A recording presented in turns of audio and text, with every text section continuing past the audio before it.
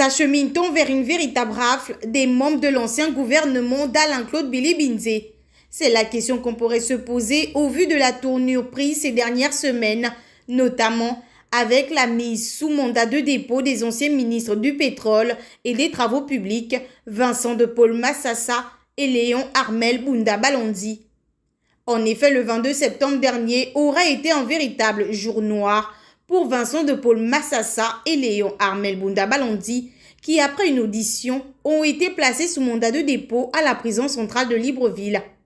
Ces derniers sont, entre autres, poursuivis pour présomption de concussion, soustraction illégale des finances publiques, blanchiment de capitaux, violation du code des marchés publics, association de malfaiteurs ou encore espionnage. Selon certaines indiscrétions, le processus de contrôle des marchés publics placé sous la supervision de la task force sur la dette intérieure et extérieure pourrait aboutir à d'autres révélations et même interpellations.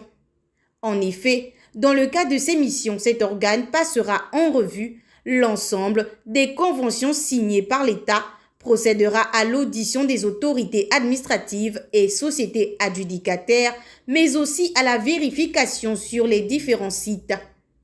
Au vu du nombre de responsables et autres agents impliqués dans les opérations liées au marché public, il n'est pas à écarter qu'une épée de Damoclès s'abatte sur ceux qui seront rendus coupables de fraude ou autre irrégularité.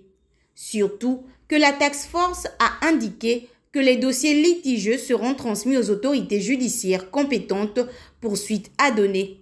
Ainsi, premiers responsables au sein des administrations, les ministres ne pourront donc pas échapper à une convocation en cas de zone d'ombre dans certains dossiers.